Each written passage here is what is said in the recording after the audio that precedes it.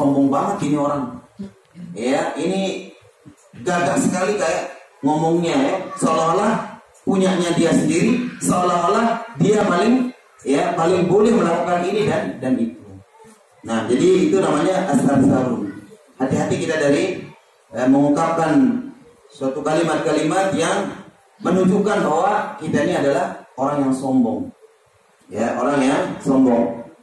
Yang kedua, wal mutasyaddiqun. Ya, wal mutasyaddiqun. Al mutasyaddiq ya, artinya al mutatawil 'ala nas bi kalami.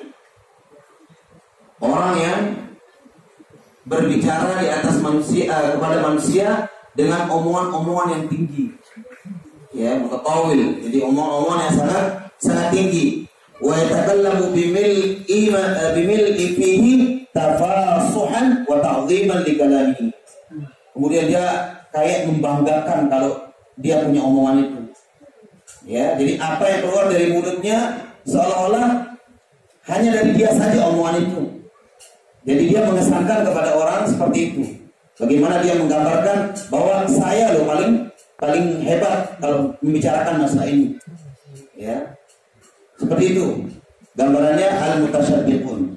Jadi kalau as-sarsarun tadi dia banyak bicara dan omongannya seolah-olah menyombongkan apa? Menyombongkan diri, membanggakan diri. Tapi kalau al-mutasyaddiq, dia kalau ngomongnya tinggi. Ya, ngomongnya tinggi, bukan suaranya ya, tapi tingkat. Ya, gaya bicaranya melampaui ya batas, terlalu tinggi. Kemudian akhirnya wa yatakallamu bimil'i fihi, dan dia berbicara dengan apa namanya? Dengan mulut yang penuh dengan tafasuhan wa ta'dhiman, penuh dengan kefasihan dan juga pengagungan. Ya, seolah-olah orang tidak bisa ngomong kayak dia. Dia aja yang bisa berbicara seperti itu. Nah, ini mutasyaddiqun. Ya, kalau kita sekarang bilang mungkin ngomong terlalu intelektual, ya. Jadi ngomong sama masyarakat kerucuk di kampung misalkan terlalu tinggi bahasanya.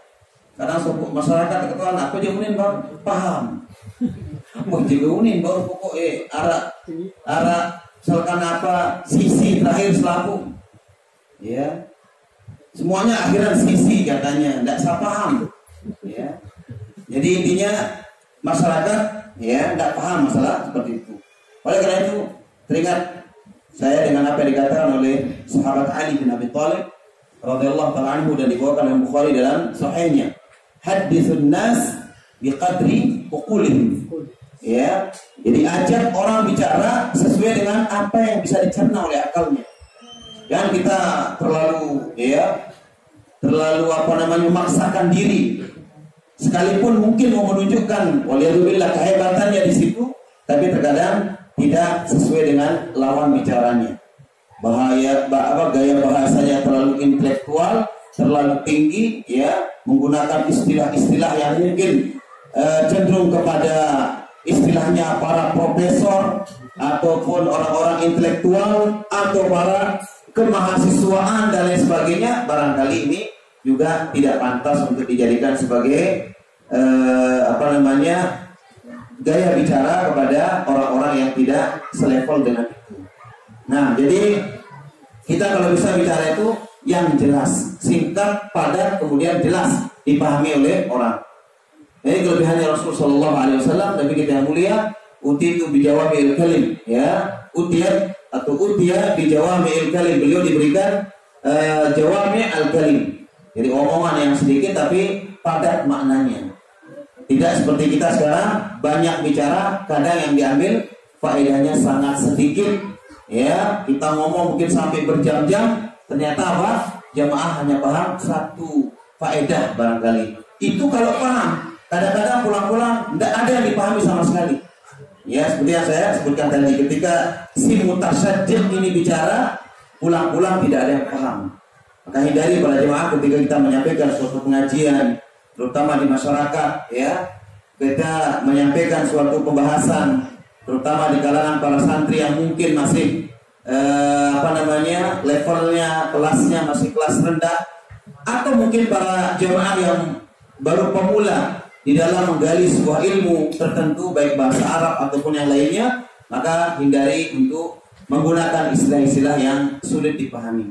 Ya, beda halnya kalau kita untuk melatih beberapa pembiasaan, baik itu bahasa Arab atau mungkin istilah dalam bahasa Inggris juga, terutama dalam bahasa Arab ya, atau mungkin istilah-istilah tertentu dalam syariat kita yang memang harus disampaikan. Ya, memang harus disampaikan. Sekalipun kita bisa membahasakan dengan bahasa yang semudah mungkin, ya kita terjemahkan, kita berikan penjelasan juga. Tapi kalau murni misalkan bahasa-bahasa kayak bahasa saya tadi, ya intelektual, digunakan bahasa-bahasa orang-orang yang betul-betul berpendidikan kelas tinggi, ini digunakan untuk disampaikan kepada masyarakat, tentu tidak paham.